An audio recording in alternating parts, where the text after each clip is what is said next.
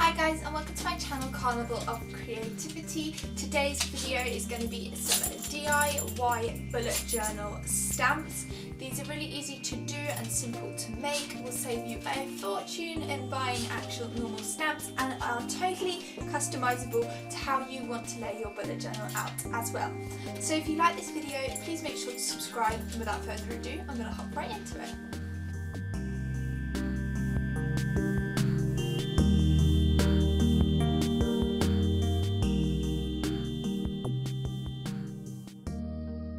So to make these stamps, you first want to start off with a little bit of greaseproof paper or tracing paper. This way you can sketch out the letters in your words if you're doing days or even months, as I am doing here. Then you can flip it over and transfer this onto your lino just by scribbling on the back of it.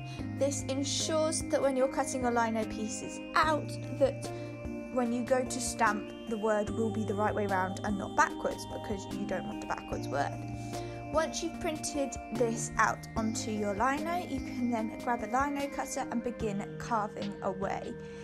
Just a top tip to remember, the bits that you carve away are the bits that you won't see stamped in ink, whereas the bits that stay raised will be. So this is more like a block of text rather than like individual letters. There are lots of different ways that you can make stamps. The one that I'm doing here is with lino, and I'm just carving out the little tiny bits of the letters with the cutting tool.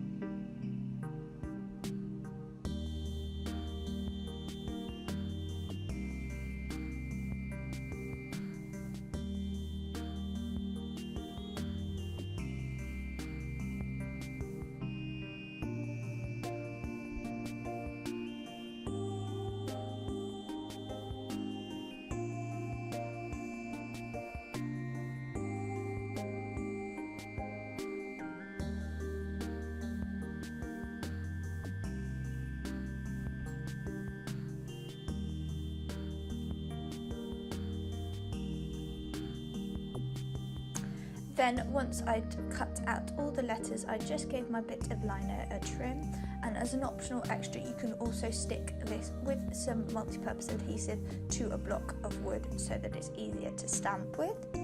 The next stamp that I opted to make was a bunting stamp. This can be used in so many different contexts as titles, and you can put whatever sort of letters in to spell out your words. So all you can see me doing here is first of all sketching out my bunting onto my lino before trimming down my lino, and once again going in with the cutter to cut away the lines and shapes. Lino is pretty inexpensive for the amount you get. You can get all of the supplies online. I know Baker Ross do a pretty good deal of lino and cutting cutters.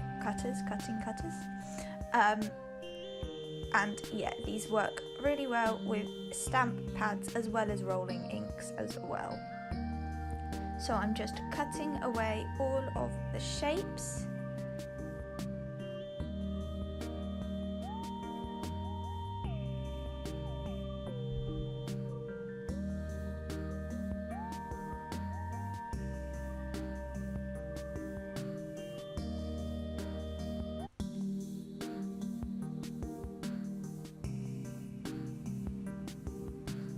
So all I'm doing now is just cutting away all of the bits of lino and all of the middles of the triangles as well to create that shape.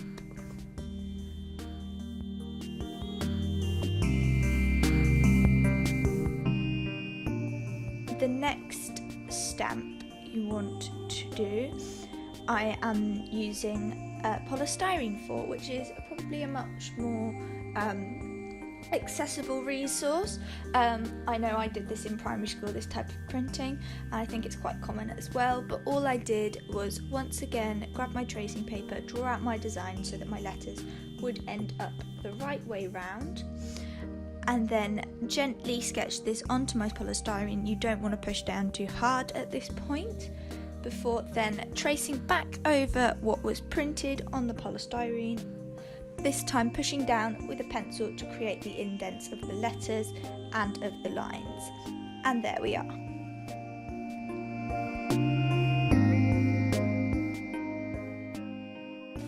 Thanks for watching this video, guys. I really hope that you enjoyed it.